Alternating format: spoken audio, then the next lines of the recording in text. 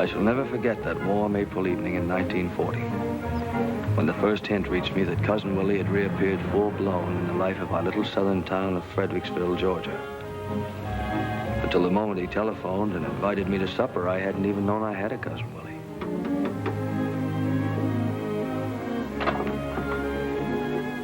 Is this Albert Marbury? Yes, sir. Are you Cousin Willie? I am. Come in, my boy, come in. It's good to see kinfolks again. I used to know you when you were no taller than a duffel bag. Emma, here's your cousin Albert. Good evening, Albert. Hello, Cousin Emma. I didn't know you were going to be here. Oh, yes. Nothing would do Will but that I must keep house for him. You know, we were just talking about you. I declare Will's as full of curiosity as an old cat and trying to catch up on everybody and everything. Let's see, Cousin Will, you're, Our mother's second cousin, Albert. Of course, I remember. Mom talked about you. You sent us a bolo knife from the Philippines one Christmas. I did? Sit down, Albert. Supper will be ready any time now. Well, thanks. You back in Fredericksville for good now, Cousin Will? Well, I don't know. I've only been here a week. Hardly time enough to decide whether this is a garrison or a bivouac area. But you're retired, aren't you? Yes, Uncle Sam has turned the old horse out to graze. What may I offer you to drink, my boy?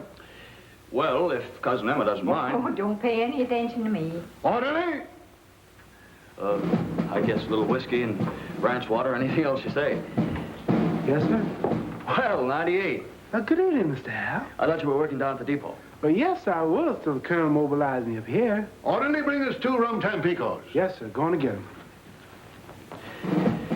It's a nice place you have here. Comfortable quarters. But we were speaking of my retirement, Albert. I confess I've been looking forward to it merely as an assignment to a new post. A new command means a new point of view, new problems, new solutions. You must have a lot of old friends around here, Cousin Willie, enough at least for a good Saturday afternoon poker game. Yes, this post is not wholly without its social aspects. But first, Albert, tell me about Fredericksville. Well, there's nothing to tell. It's just like any one of 100 towns in Georgia. What's the population now? Oh, about 30,000. How many voted in the last election? 4,000 or 5,000, I'd say. You mean 25,000 took no part in the action? Well, you know how folks are around here.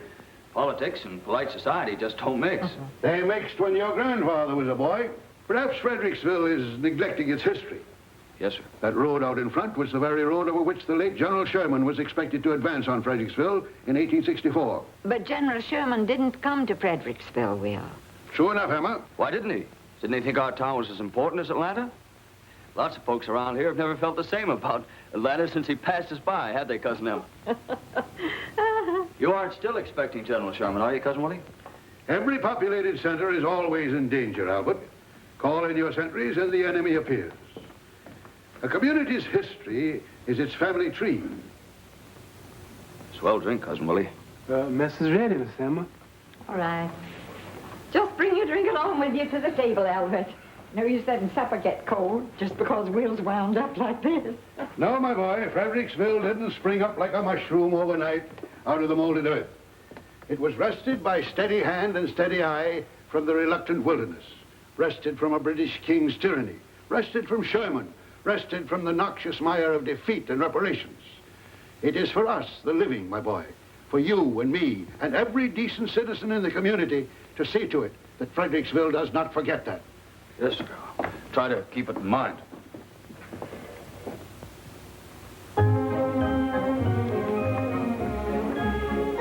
By morning, I had forgotten about Cousin Willie, for it was Confederate Memorial Day. In Confederate Monument Square, the mayor, head of the home folks party, which had governed our town for as far back as I could remember, was delivering his usual glowing tribute to the lost cause. I yield to no man in everlasting pride in that gallant band of gray-clad heroes.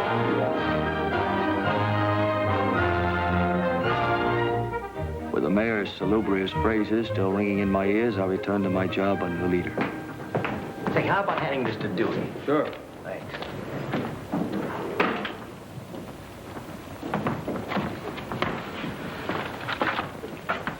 Say, Maybe this isn't going to be such a phony war after all.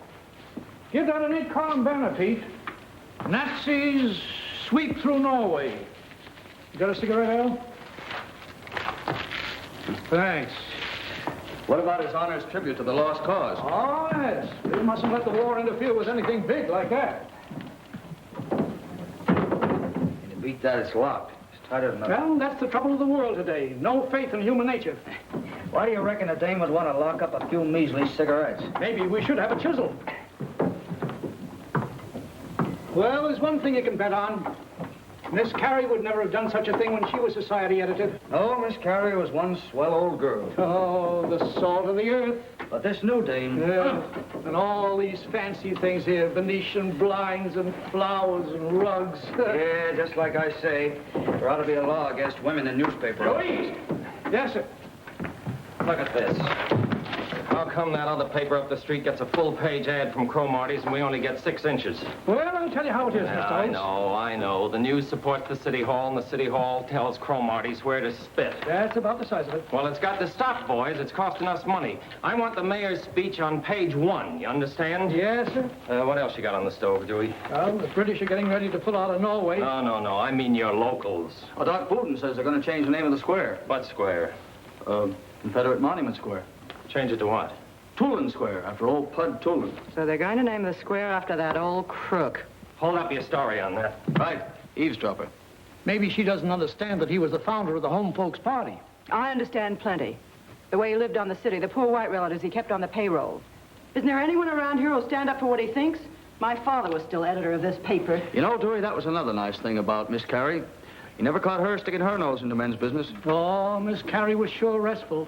A credit to pure Southern womanhood if ever I saw it.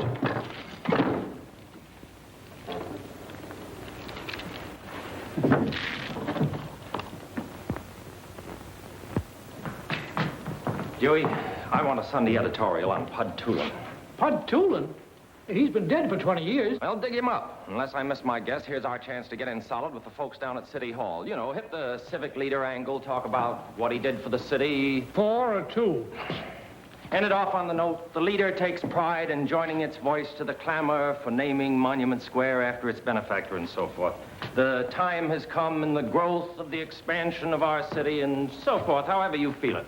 Give it the works. But isn't that dynamite? Listen, I'm from Ohio. Maybe I don't feel the way you Southerners do about these things. I've got to think about the red and black ink on the books. My bosses sitting up in Chicago aren't worrying about what Stonewall Jackson did at Manassas. And let me see it before you set it up. I may want to add something. Be a mighty big surprise to old Pud, I bet. Beg pardon? Where will I find the managing editor? Right in there. Thank you.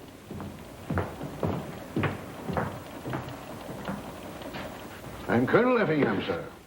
W. Seaborn Effingham, Colonel, United States Army, retired. Good morning, Colonel. Take a chair. Thank you. You're visiting in Fredericksville, Colonel? Not at all. I was born in Fredericksville. My father and my grandfather and my great-grandfather were all born in Fredericksville. Joan Effingham, Fredericksville is home. I see. My people have always been soldiers. My grandfather fell at Chickamauga, his grandfather at Saratoga. When Beauregard fired on Fort Sumter, my own father, unfortunately, was only 9. That was a little young. I myself was wounded at San Juan Hill. I was at the siege of Panama. For 50 years, Mr. Editor, the forces of civilization had been held at bay on the isthmus, unable to join the waters of 2 great oceans. And do you know what blocked them? Gatling guns, mini balls, superior forces, guerrilla bands, mosquitoes. Well, perhaps one of my boys could fix up a little story for Sunday. Stegomyia fasciata. For half a century, the enemy, less than a quarter of an inch in stature, blocked the economic march of a nation of 100 million people. It was insupportable. Well, Colonel... We blockaded General Stegomyia, to wit the mosquito. We cut him off from reinforcements. We hammered his communications. So you're back in Fredericksville for good now, Colonel? We sprayed his concentrations with oil. We screened his wells. We put 5th columns of fish in the water to attack his ammunition dumps. But more of that another day. What I'm leading up to, Mr. Editor, is the possibility of a column of war commentary in your paper. War commentary? War commentary? I've read both the leader and the news, and though I realize the news has the larger circulation, your former editor, Mr. Sam Dozier, was an old and honored friend of mine. Well, we couldn't offer you enough, Colonel. We're only a small paper. We haven't got much money to pay. Blood, sir, I don't want pay. I'm offering my services free.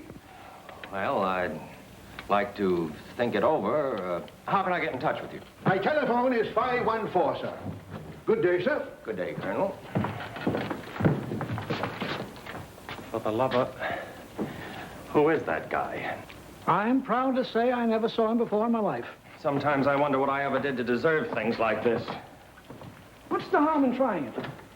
Are you crazy? Oh, I know it wouldn't be as good as taking on another comic, but you're always looking for something to fill up that page, and he's a local guy. Column 2 or 3 times a week on the editorial page, Mike. But mosquitoes, his grandfather. I know, but this is a funny town, Earl. It's built around grandfathers and mosquitoes. You know, this war in Europe is picking up. Got a lot of people worried.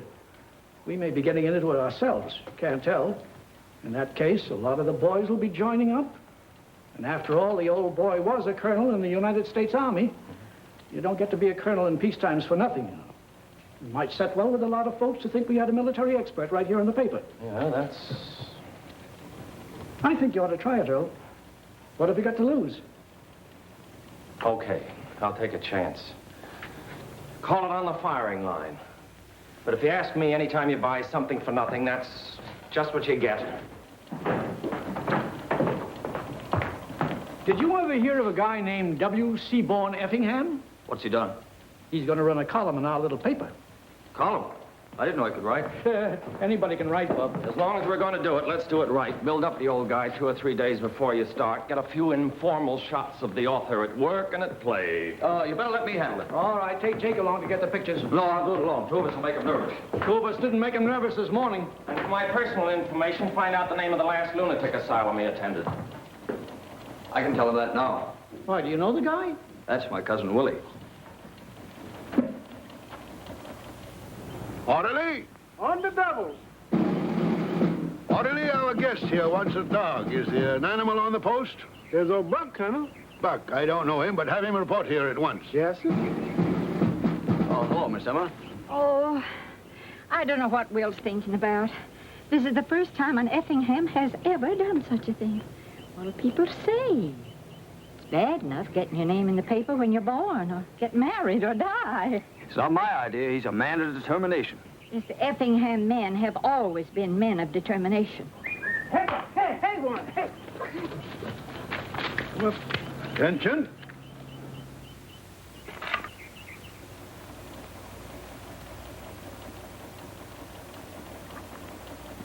It's got reader confidence written all over it.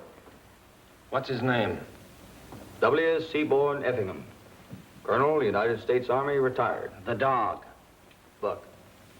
His name's Rover. Our subscribers seemed to open their arms to the pair. First thing we knew, our leading citizens were giving parties for them in the most stylish houses in town. Good evening, Miss Emma. Good evening, Miss Emma. Well, Will. How's the old publicity hound? Ellie, how are you? Man, they've certainly been giving you plenty of write-ups. Everybody in town must know Colonel Effingham and his faithful old dog Rover by now. How does it feel to be in the limelight, Will? Well, I'm used to being shot at. Anyhow, Will, we want you to know we're right behind you. Thanks, Clyde. Sorry I can't offer you anything but punch, but if you boys will step out into the kitchen... I've already sweetened it just a mite, Mr. Clark. Here's to you, Will. And to our good old Billy Goat days together. And to Will's new column. Oh, yes, column. Here's your good health. I can't get over it. Old Will here, a colonel in the Army, been everywhere, seen everything, and we've just sat home and kind of mildewed. On the contrary, you gentlemen have made substantial successes in your chosen fields of endeavor. Jesse and you, Sterling, presidents of flourishing banks, and Clyde, head of the Southeastern Fertilizer. Oh, we managed to keep a roof over our head. Will Effingham. You don't remember me. Clara Breckenbridge. Clara Miggs now. You remember Charlie Miggs? He was a dance at school with us. He was always a lucky dog. I would have known you anywhere, Clara. Still the finest figure in Georgia. Oh, now, Will, there you go, the same old flatterer. I declare, I don't know how you ever escaped marriage. Colonel Effingham, I'm Ella Sue Dozier. I believe you knew my father, Sam Dozier. Sam Dozier, one of the most courageous editors Georgia ever produced. I rank him with Henry Grady. I'm delighted to know his daughter. Thank you. You probably see a lot of this little girl now that you're fellow workers. Fellow workers? I felt some Dozier had to be on the leader. It's a pleasure to join forces with you any day, my dear. To the ladies, under whose sheltering wings lives the valor of Fredericksville. Excuse me, Ella Sue. Oh, hello, Ed. Colonel Effingham, this is Mr. Edward Bland, professor of economics in the high school. Good evening. How are you, Colonel? Isn't this our dance? Oh, I'm sorry, Ed, but I've been saving this one for Colonel Effingham. Will you dance with me, Colonel? It's an honor, my dear.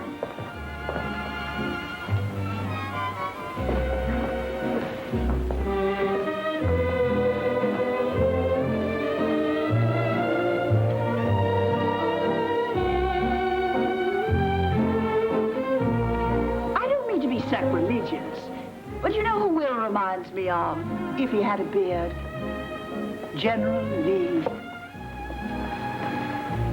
Yes, I can see the resemblance. But I'm afraid General Lee wouldn't lend his name to a column in the public print.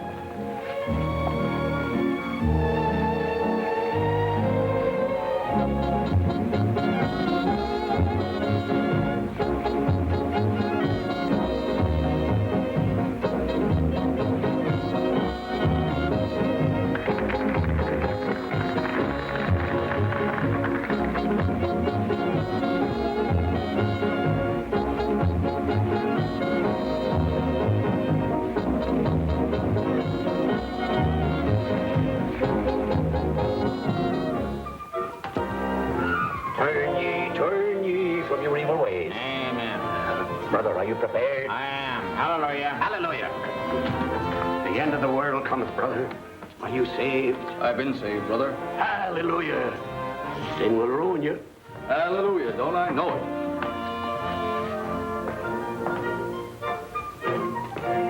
Good morning, Albert. How are you, my boy? Fine, Cousin Willie. How's the war going? Albert, tell me, does what's his name know about this plot? What plot, Colonel? The plot to name our Confederate Square after that carpetbagger. Well, I couldn't say. The information hasn't been made public yet. Well, let's go tell him. It's time for newspapers to unlimber their big guns. Well, I can't go right now. I have to write a story. Well, I'll go see him myself. Mr. Holtz isn't here. He had to go to Atlanta for the day. Well, surely there's a second in command. No, Mr. Holtz is the man you have to see. There's no hurry. Next time you're in town, why don't you stop by and have a chat with him? Yes, I'm sure he'll be glad to do everything he can. It isn't a question of doing everything he can. A newspaper's run for the good of the community, isn't it? Well... Isn't it? Exactly. Well, and on, my boy. Good day, Ella Sue. Then Cousin Willie struck. It was exactly as if he'd hurled a custard pie at the established government. The response to the town was quick and emphatic. What do you make of it? Doc, after all we've done for Earl Holtz, it's like finding a rattlesnake in your bureau drawer. Hello? Is this the leader? Is it true that they're going to rename Monument Square? Well, as far as I can determine, Mrs. Meigs, it's an unfounded rumor. Thank you very much. Yes, we'll do everything we can. Steady desk. No, the colonel doesn't happen to be in at the moment. No. Mr. Holtz is the editor. Yes, he's the man you want to see. What's going on? Oh, I never read his tripe. I just turned it on the hook. I thought the old guy was going to write a war column. Holtz said to give him his head. Here, he's your cousin. Who is Bud Poulin? Never got through the 6th grade. Became interested in politics when working in the cotton mills. Set himself up as head of the home folks party. Robbed this city for 20 years. How does this compare with the contribution of our glorious Confederate dead? Steady desk. Isn't it horrible? Nobody complained about the city government for as long as I can remember. And just as peace and friendship and mutual understanding was taking place between them and us. Glad you liked it, ma'am. The United Daughters of the Confederacy congratulating us. Say, is this cousin of yours just a nut, or is he just a nut? Well, he doesn't understand. Trouble is, he's been in the Army for so long, he just doesn't understand the rest of the world. Give him a chance, he'll catch on. What are you and I going to use for money while he's catching on?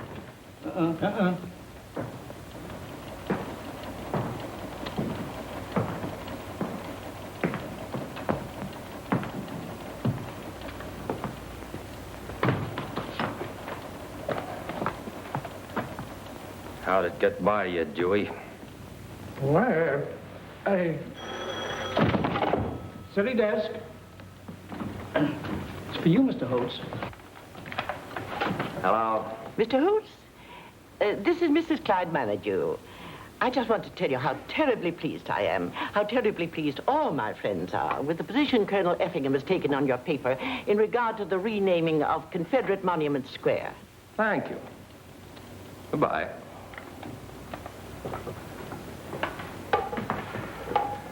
Have you heard anything from the City Hall yet? I wouldn't see it unless on the sport page. Seems to me, Mr. Holtz, that if this thing was signed by a special writer, it wouldn't necessarily represent the policy of the paper.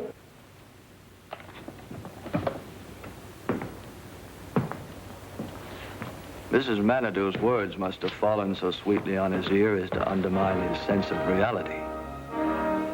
At any rate, his reaction was simply to write a new editorial to fit the circumstances, offered in the spirit of righting a wrong.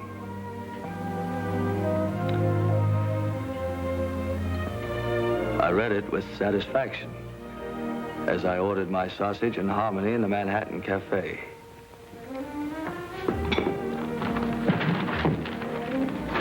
Then I turned the page to Cousin Willie's column.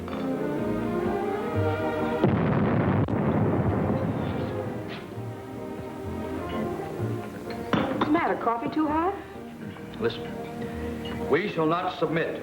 It is not enough that we stand to the defense and hold the name of the square as it has been for near a generation. Let us improve the square. Oh. Picture, if you will, in a circle about that shaft of Georgia marble, 13 live oak trees. Wow. Get you feeling good, Al? Have you read what he's been up to now?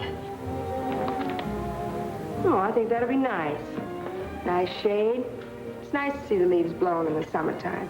Look, every year or two, somebody brings up the question of the trees. Well, where'd we be without trees? You want this place to look like a country town?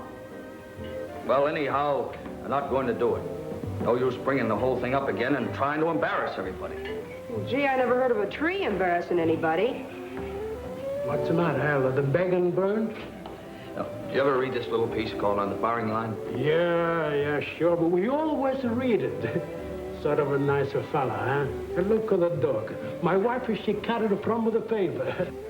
What are you going to do about all those trees? Little something spent for beauty is a goodbye. Before I read what he says, I never know we had such interesting things in this town.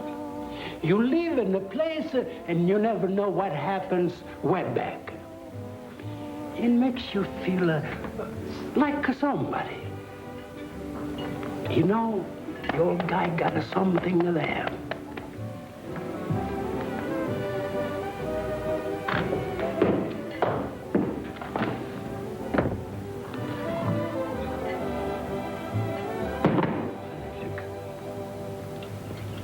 On guard. Straighten your body, man. Straighten your body. Bend your knee. Mr. Consul, won't you rather have a rum-tam Pico? Position. 1, 2, thrust. Watch your feet, man. Watch your feet. Mr. Consul, I'm going to go wash my feet in here, too. Come in, Albert. We're just keeping in shape. Have a seat. Cousin Willie, you know the mayor, don't you? I haven't had the pleasure of meeting his honor. Well, the mayor's a garden fancier. He loves trees and flowers. Seems to me it'd be nice if you'd consult him about planting those trees. Naturally, he'd like to be in on any civic improvement of this type. You know, take a little of the credit. I don't care anything about the credit. I want the trees. On guard. Touche. They might welcome the chance for the trees just to show their hearts in the right place. I don't know, Albert, whether their heart's in the right place or not. Stand up to it, man. Mr. Colonel, are you sure you don't want no rum-tam Pico? On guard.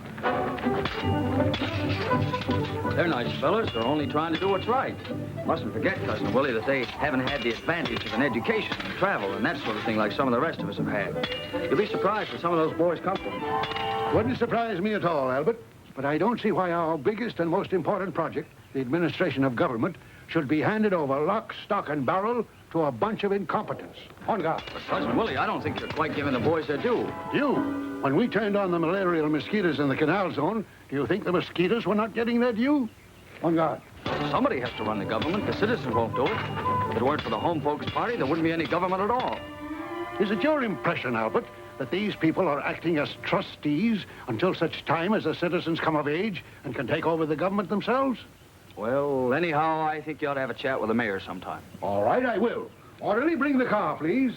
Can I drop you by your office, my boy? Well, you're not going to see the mayor right now, are you? As soon as I can change my clothes. Well, there's no hurry, Cousin Willie. Any old time will do. Son, when you get to be 65, it's a good time to hurry.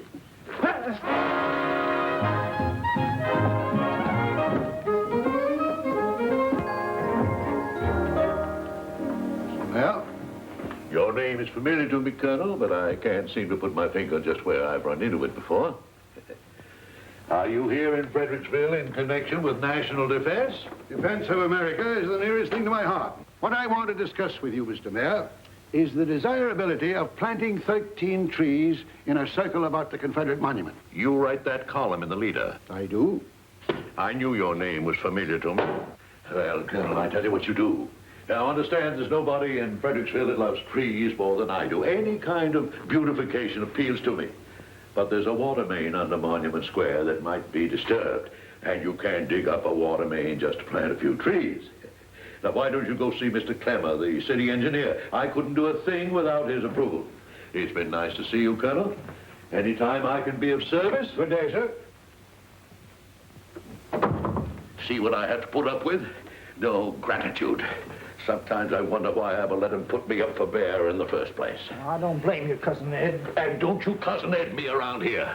I'm enough to contend with without relatives. Look, Ed, you're making a mountain out of a molehill. The way to handle these nuts is to agree with them. Let him plant his trees. Are you crazy? Do you want to undermine the whole city government? No, certainly not, Doc. But while we're improving the park, planting the trees, we'll just go one step farther and improve the whole square by putting up the new courthouse. He'll think the whole idea is his. What do you think, Doc? By granny, I believe Joe's got something there. Yes, sir, Joe. I think we've hit the nail right on the head. From now on, this Effingham Colonel's playing second base on our team.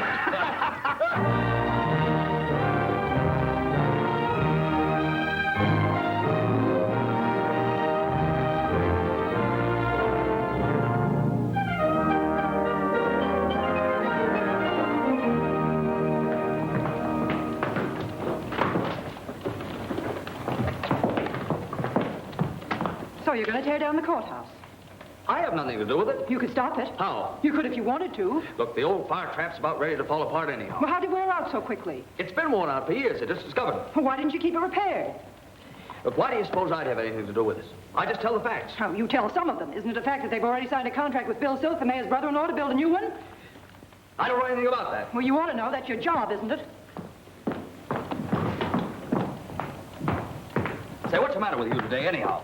I've got a slight case of moral indigestion. You don't understand. The old building's just tumbling down. The floor's unsafe, the stone's disintegrated, the roof's no good. Ah, you sound like somebody in Berlin describing democracy. Do you think every building that's 150 years old is tumbling down? Sure, and if it isn't, it ought to be.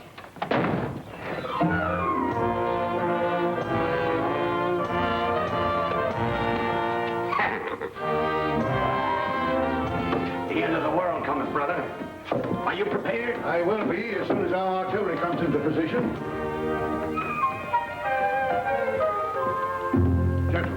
You'll have to excuse me, Colonel. London's just been blitzed. Just a moment, if you please. May I presume to ask, what is the attitude of this newspaper regarding the destruction of that fine old landmark, our courthouse? Oh, later, Colonel, later. Dewey, get this set up. I've searched your column for a word of condemnation of this diabolical plot, but I could find nothing, sir. I'm afraid you don't understand, Colonel. The courthouse is in a pretty dangerous condition. Who says so, may I ask? The two best structural engineers in this section. Local engineers. The condition cannot be determined except by a man from out of town. One who has never even heard of this courthouse. When I was in the canal zone... Excuse me, Colonel, I just remembered a date. I had the privilege of seeing the great Miraflores locks hewn out of the jungle. One of the greatest feats of skill in that entire monumental project. The man principally responsible was a Captain Hickok, now Major, U.S. Army Corps of Engineers.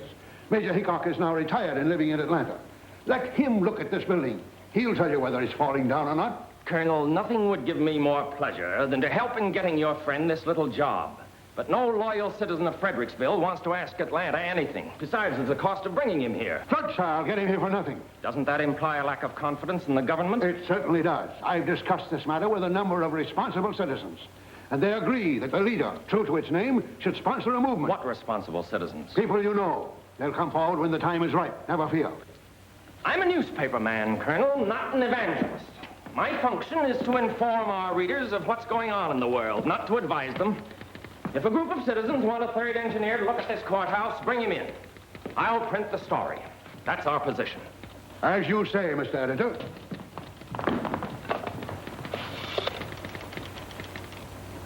Long distance, please.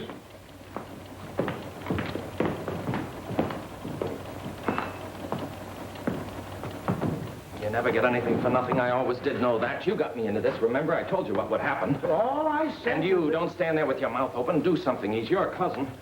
I tell you, no private citizen has the right to go meddling in public affairs that don't concern him. Pulling us into it. Confound it, it's sedition. Deputy Major Hickok, Walnut, 1483, Atlanta. Now, I don't want to reverse the charges. Charge it to the leader.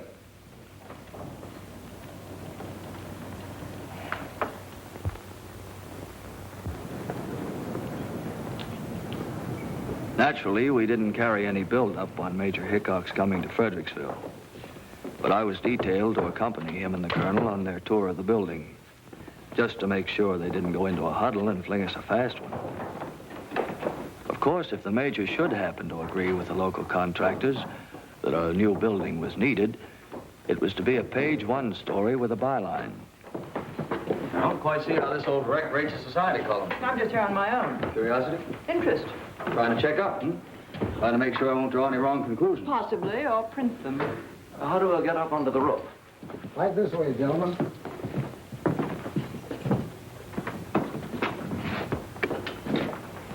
But mind yourselves. You can wait over there. Can I? Won't find anyone socially prominent up there. After you, my dear.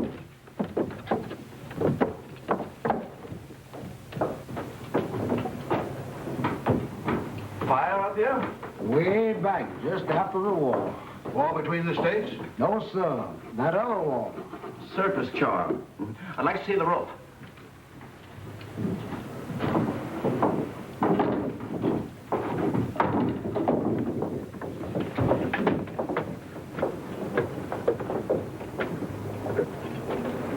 Give me a hand, will you? You don't want to go out there. You'll ruin your clothes. Sorry.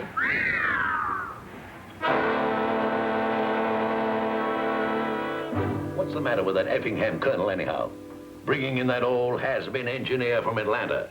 Is he a rat or something? Wait, let's get down to grassroots. What does this guy own? 5 acres in the country and a $500 Ford. But what sort of business is he in?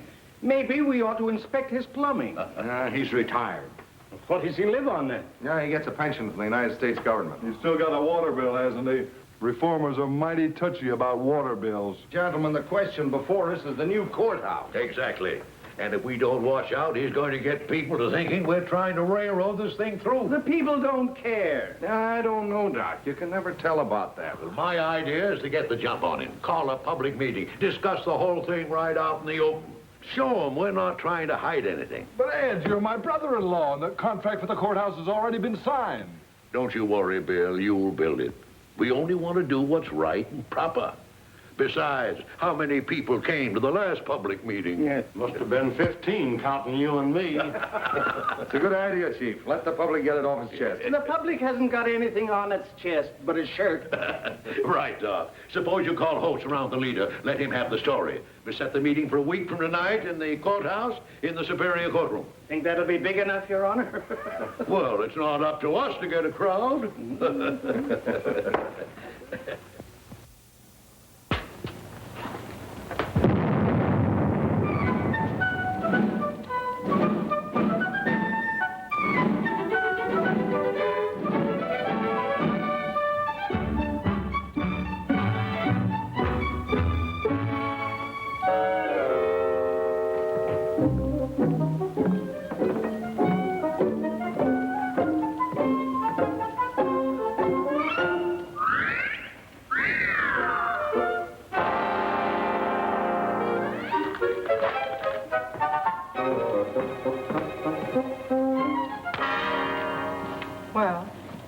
I don't like subtlety. Maybe you like petitions. Petitions? Would you like to sign one? I would not. What sort of petition?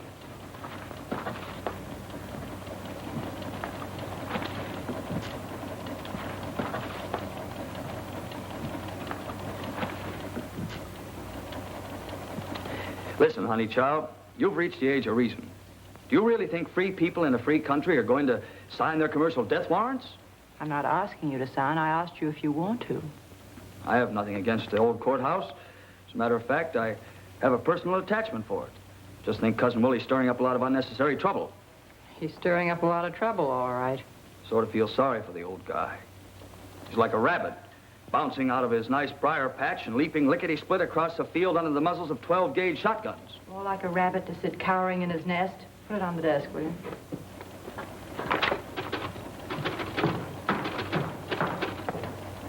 Well, the National Guard's just got in some new 30 caliber machine guns. Go on over and have a talk with Captain Rampy, will you? See if you can get a little story for Sunday.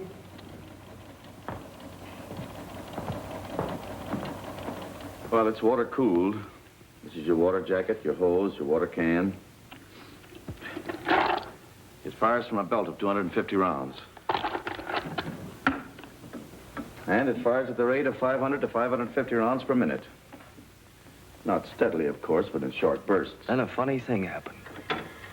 The captain talked and talked, but I didn't hear a word he said. Services from right to left for transverse. I just kept looking at that uniform and wondering how Ella Sue would like me in it.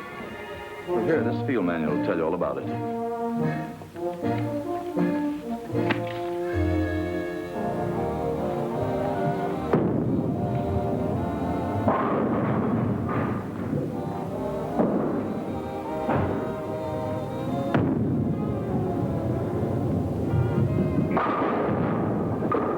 Not bad. Not at all.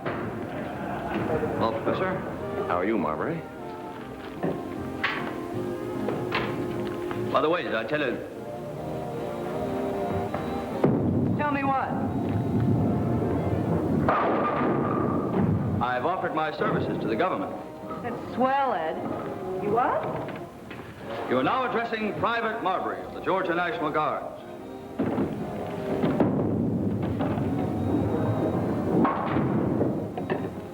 I don't understand. Nothing to understand. Democracy is threatened. I reach for my gun. It's as simple as that.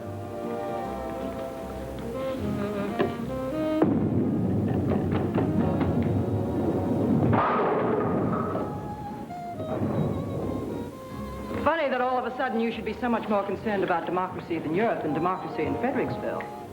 My dear girl, what happens in Europe is directly connected with what happens in Fredericksville. We can't isolate our town and forget all about Europe.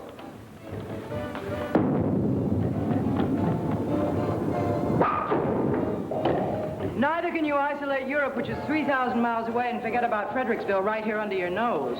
Okay? Okay, I'll sign your petition. Sorry, we've done very well without you. Ow! Hope it isn't your trigger finger.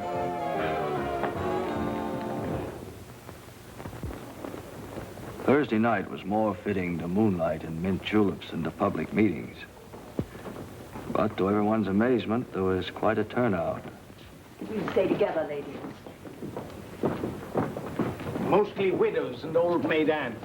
They know as much about running a town as a jackrabbit. Yeah, but they're the talky type.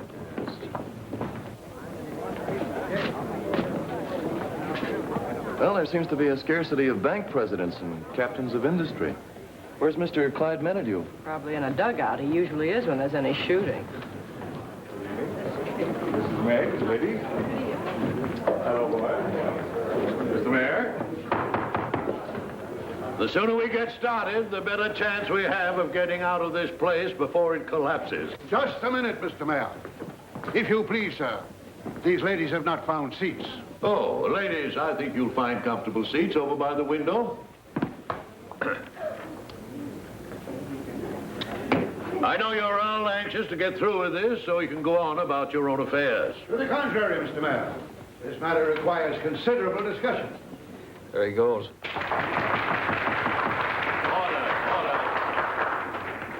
We've invited you here tonight, ladies and gentlemen, to express any opinion you may have as to the disposition of this old building. Now, I'm going to ask the clerk to put into evidence as Exhibit A the reports of 2 independent contractors who have examined the building. All so sweet and legal. Nice-looking couple. Lovely. From that report, ladies and gentlemen, you'll be able to see that it is not a question of what we would like to do with this grand old building. It's a question of what we can do. Mr. Mayor, before presenting a petition to repair this building, I'd like to have your permission to read a report on the state of this edifice. A report by Major Anthony T. Hickok, United States Army Corps of Engineers, retired.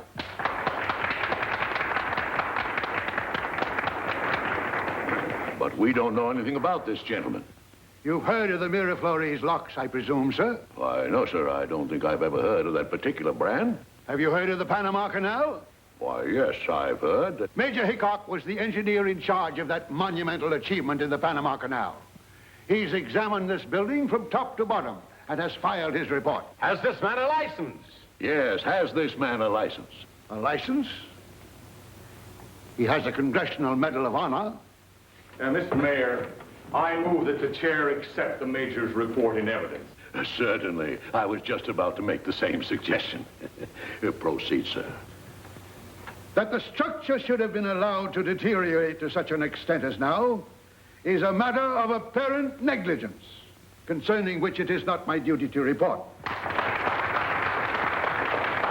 But the building is by no means beyond repair. To destroy such a dignified and harmoniously proportioned structure is something which the pride of this community should go to great lengths to prevent. The council will be glad to take this report under its due consideration. Mr. Mayor, I make a motion that the chair call for a rising vote of those in favor of preserving this building. Second of the motion. Just a minute, if you please, Mr. Mayor. Mr. City Attorney. May I inquire if it is in order to call upon this meeting for a vote on a matter which is entirely the responsibility of the duly elected city officials? Does a gathering of citizens require a government license to vote on a public question? Well, I don't deny the right of this or any other anomalous body to express its opinion. But that opinion must not be forced upon the council, which has had the benefit of the advice of competent engineers, known and respected by all of us. This is not a matter in which a pressure group should try to enforce its will. This building doesn't belong to the city council to dispose of as they choose. It belongs to the people of the city of Fredericksville and the county of Fredericks. 500,000 strong. I'm afraid the gentleman's idea of our population is as exaggerated as some of his other ideas. The figure is highly conservative, sir. This courthouse doesn't belong merely to the citizens of today, but of yesterday. On the steps of this building, General George Washington addressed the citizens of Fredericksville. In this very room, the delegates from the young state of Georgia assembled to ratify the federal Constitution. This embodiment of our common memories is a symbol of law and order and of democratic procedure. A symbol of what we fought the revolution for. It represents a heritage of our free government, handed down to us through perilous years. It belongs to every citizen who trod these streets before us. It belongs to every citizen who will tread these streets after you and I are gone, sir. No, the figure is not exaggerated. The only exaggeration is in naming any figure at all, for the owners of this building are as impossible to number as the generations yet unborn.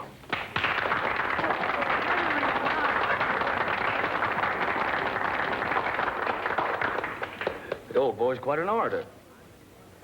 But the contract's been signed.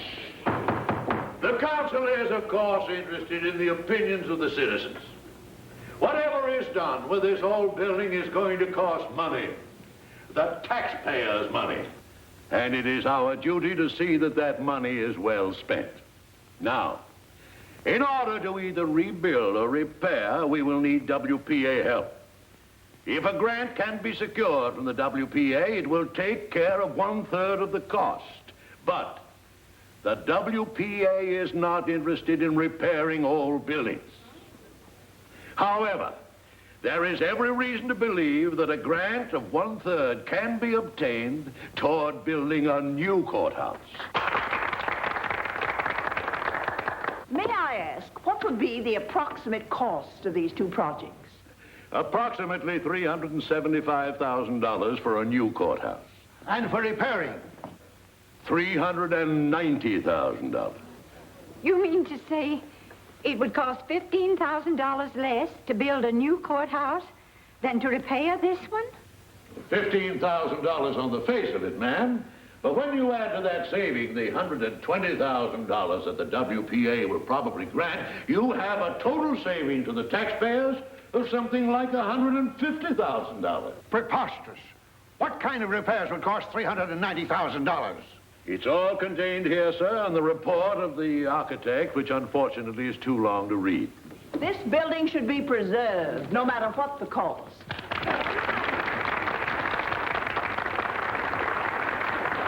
I question the figures submitted for the cost of repairing this building. Objection noted, sir. Furthermore, no matter how much is spent on a new building, you cannot buy for it the history and dignity of this one. Unfortunately, the city government cannot be conducted on mere dignity.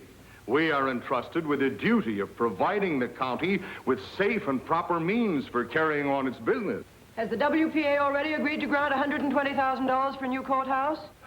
Why, I move the meeting be adjourned. I second the motion. It is moved and seconded this meeting be adjourned. All those in favor say aye. Aye. Opposed? No. Motion carried. Meeting adjourned.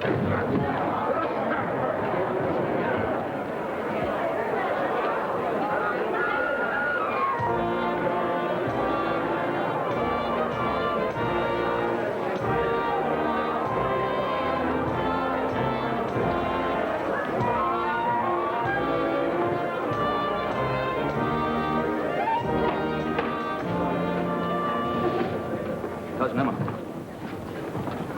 I hope this means he's going to lay off. He ought to know by now he can't do anything with these people. They have too much power. Why don't you steer him to raising roses or camellias or anything? Cousin Willie, have you a statement for the paper? You may say I have nothing but praise for the magnificent behavior of the troops. Well, at least I'm glad it's all over. There's been no order to sound retreat, madam. I'm scarcely mobilized.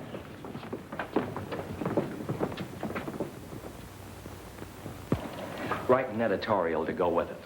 Something like, since the WPA refuses to aid in financing the repairing of the old courthouse, even the most sentimental citizen will be practical enough to realize, and so forth and so forth. Lay it on thick. Hey, Chief, look at this. Full-page ad for Sunday from Cromarty's.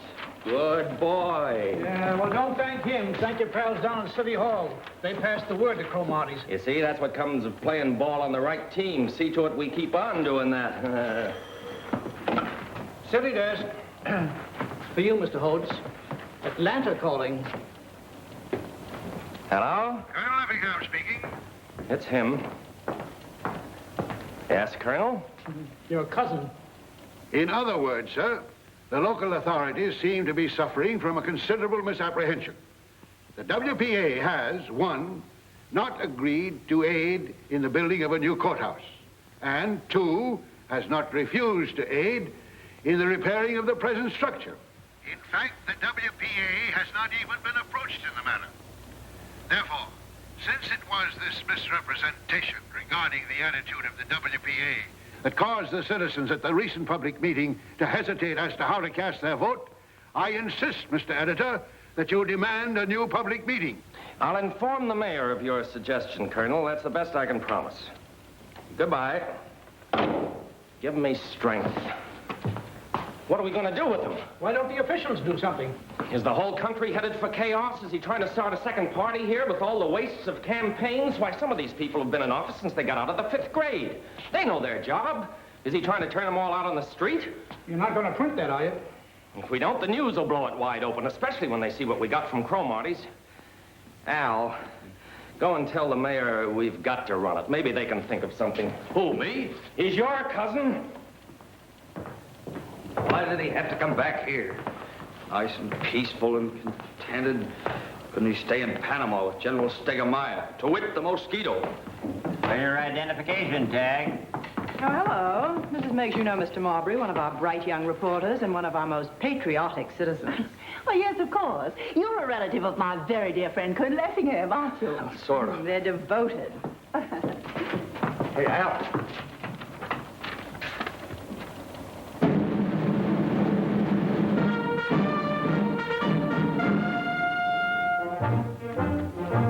Congratulations. Thanks.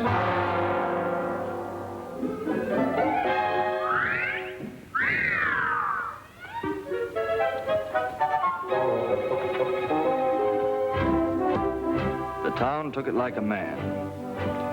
2 or 3 people called in about the meeting, but they were mostly just surprised or sorry. There was no suggestion of resistance. My dear, the fault lies with the High Command. We made the tactical error of withholding our reserves too long. The time has now come to throw in our storm troops and our capital ships. Then you're not discouraged, Colonel? Discouragement has no more place in a soldier's equipment than an inner spring mattress. To our capital ships. Full speed ahead. And as Admiral Farragut said, you know, about the torpedoes.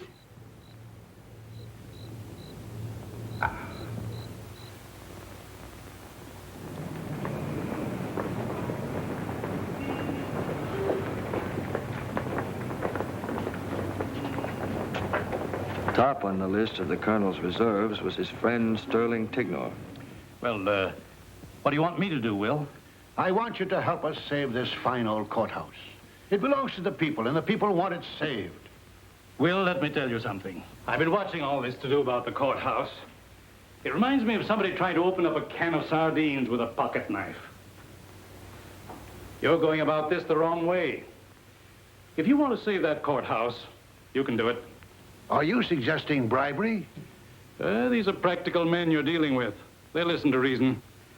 I'd be willing to make a personal contribution of any reasonable amount myself. What you suggest is unthinkable and indecent. All you need do is write a letter to the paper, as a private citizen, calling for another public meeting in the light of this new information from the WPA. Write a letter to the paper? Why, don't you know if I did that tomorrow morning, the whole municipal checking account would be closed out? Nonsense. It's you fellas who are impractical. What can they do with it? They can't walk around town with the money in their pockets. They'd take it right up the street to Jesse Bibb's bank. No, you reformers don't have a sense of reality, Will. You don't seem to grasp the hard-headed facts. The hard-headed facts are, if you don't repair something that needs repairing, pretty soon you won't have it to repair. I'm sorry, but there's no use arguing about it. Good day.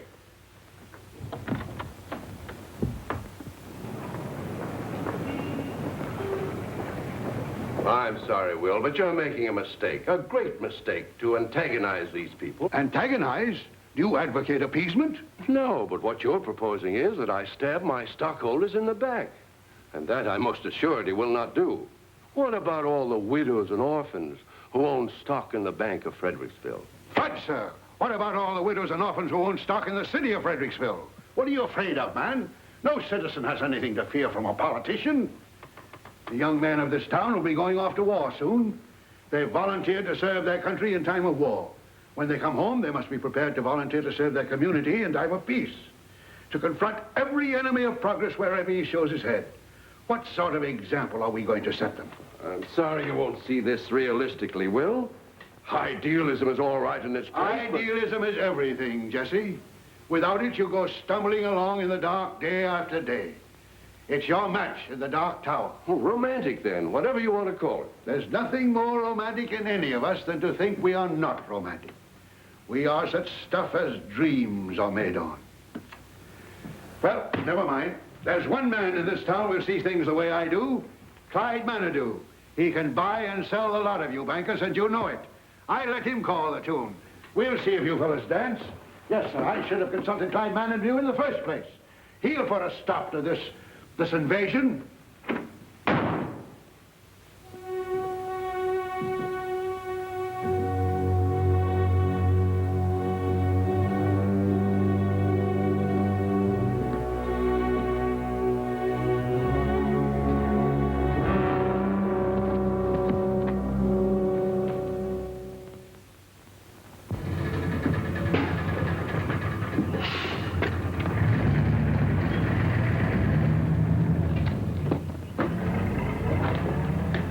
How is he? Mighty poorly, Mr. Al. Where's Miss Emma? She's inside. Oh, Albert, thank goodness you've come. Maybe you can do something with him. Any change, Cousin Emma? No, he just sits there staring out the window. Ever since his best friend, that Clyde Manadue, turned him down, the whole fight seems to have gone out of him. He just can't understand it. Clyde Manadue, of all people. Have you been able to make him take his medicine? Yes, that's what worries me. He takes it without hardly any fussing at all. And you know how cranky he used to be about medicine. It's not like Will to give in so easy. Could I see him? Yes, go right on up. Maybe you can do something with him. Oh, stop playing that thing about he can't hear himself think around here. I ain't playing none, Miss Emma. I ain't touched it since the Colonel... Well, then play it. Stop acting like there was a funeral in the house.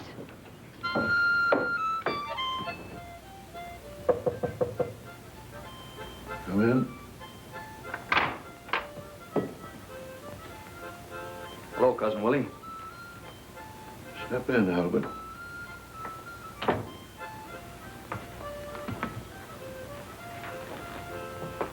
I just thought I'd stop by for a minute before we leave. Leave? Yes, sir. Company's pulling out at 9:30. Forgive me, my boy. I'd clean forgotten it. I'll be there. Oh, no, Cousin Willie, you mustn't do that. You better stay here and take care of yourself. Albert, I made the unpardonable error of overestimating the quality of my reserves. Oh, you mean Manadue in that crowd? Well, that's not as bad as it looks, Cousin Willie. No, Albert.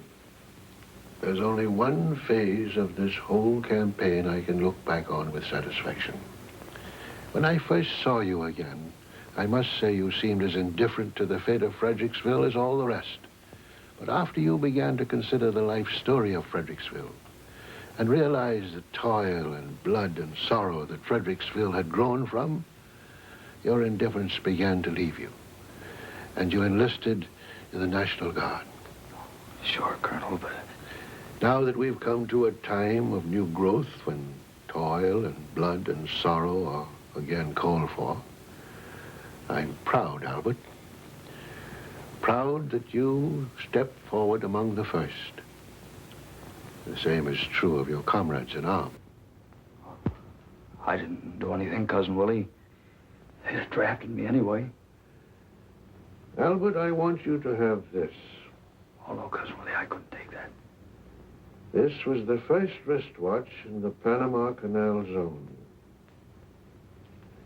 It hasn't lost a minute in 34 years. Gee, Cousin Willie, that's swell.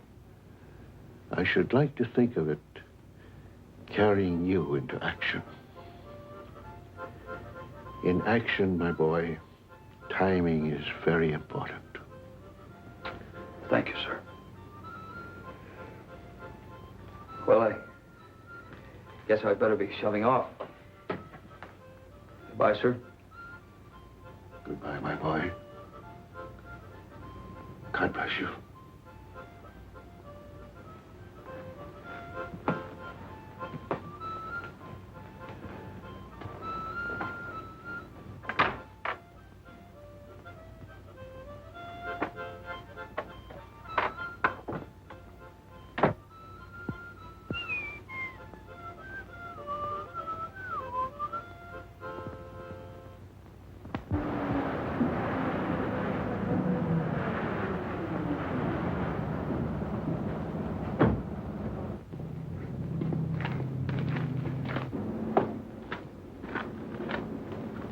Hello, Dr. Evans. Oh, good afternoon, Albert. Say, Doc, what's the real lowdown on the Colonel? Well, I'll tell you, Albert. He ought to be in a hospital, but I can't do a thing with him. He refused to budge from the house. Is he gonna get well? Not unless we can put some fight back into him. Give him something to get well for. The way he is now at his age, it's hard to say. But we'll do our best. Goodbye.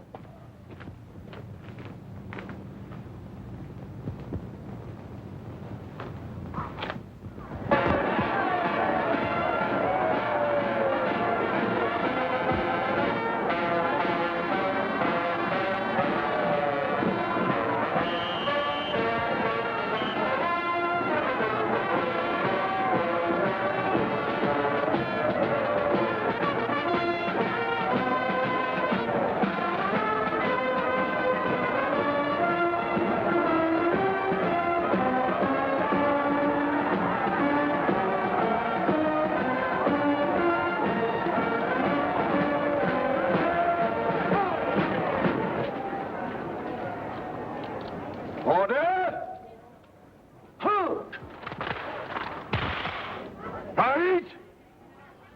Please! First Sergeant.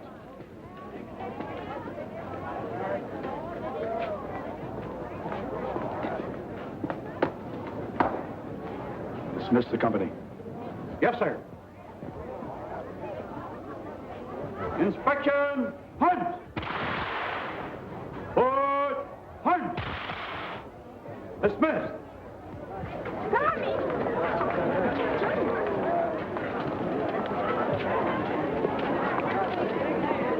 Hello? So you've come to cover the story, have you? Well, you don't think I came to see you, do you? Ella Sue. You want something to eat, soldier?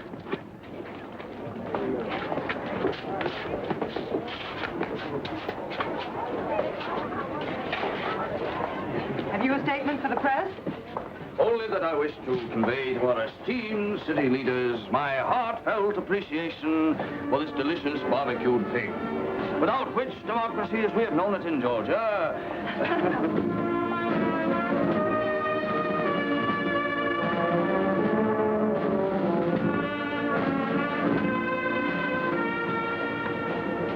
You know, I think you ought to hang a service star on the door of the society department. Why? You got me into this. Me? Thought you'd like the uniform. Oh, Albert, this is so sudden. Remember that day at the courthouse, up in the catwalk, when wind blew your skirts up? Well, Albert, how sweet of you to notice. Guess that was a turning point in my life. Oh, I'd seen your legs before, but they never impressed me as being anything unusual. Just one of the mill. Suddenly, I realized there was something about them that didn't seem to fit in with that fresh little dame in the office who hid her cigarettes. I mean, there was something sort of special and personal. I didn't even suspect you knew I had legs. This began to bother me, that's all. You mean there's something profane in your feelings towards me? Definitely. Oh, Albert, you are nice. After that, I never felt the same towards you, towards anything for that matter. And that I thought maybe you'd like the uniform. Why didn't you tell me? I reckon I couldn't figure out how to say it without getting serious. Seriousness won't hurt you. Listen, honey, child, I'm a Southerner. Seriousness is one thing I'm scared to death of.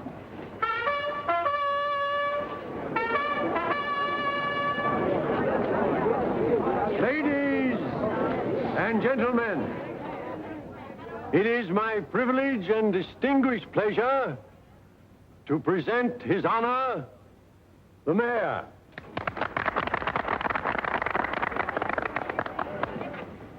This is a red-letter day in the glorious history of Fredericksville, when the sons of Georgia once more answer the call of duty. Words fail me to express the gratitude that we, the citizens of this community, feel for you young men who are going forth like your fathers of old to preserve and protect our way of life and the ideals of government of the people, for the people and by the people. Some of you may even be called upon to make the supreme sacrifice in defense of our ideals and our homes. But boys, I want you to remember this. You can always count on the folks at home. And when the war is won, you come marching back in triumph, you'll find the home folks right here waiting for you. And the home folks party.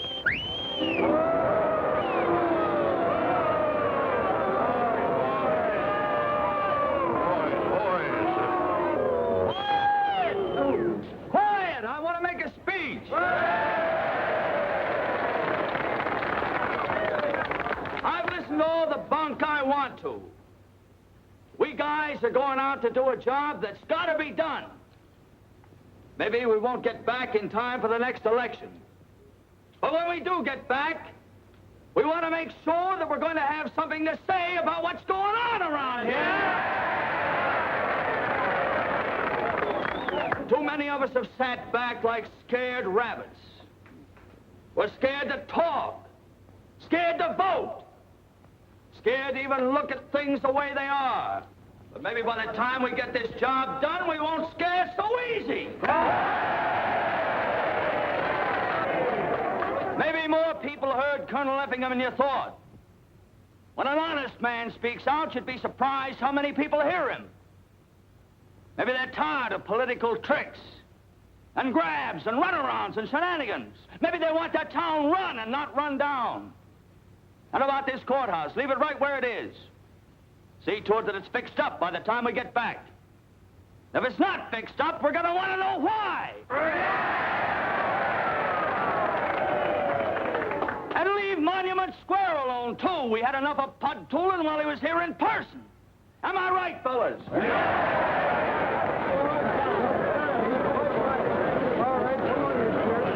All right, what's your answer, Mr. Mayor? We want it straight. Boys. And we want it right here in front of the whole town, so there'll be no stalling. Well, Come on!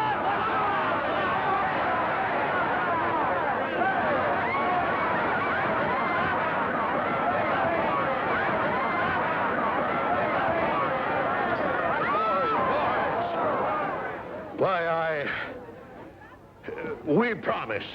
You know we wouldn't do anything to harm that grand old building. That's all we wanted to know. So long, everybody. Forward. Goodbye, Elson. Darling.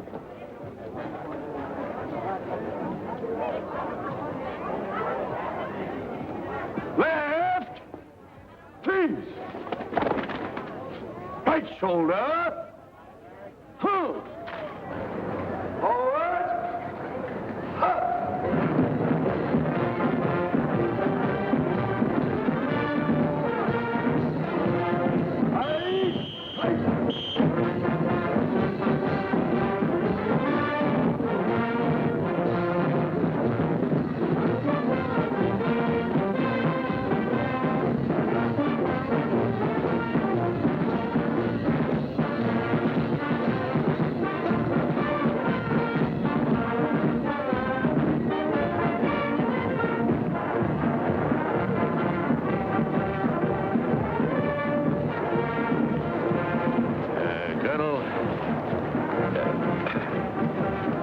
I'm sorry, Will. I was wrong. From now on, you can count on me. And the others, too. Yes, Will. Good luck, Will. Colonel, you want to hurry and get back on the job? We need you. Colonel? Great column, Dewey. I always said so. Oh, that's right, Earl. You did. Always.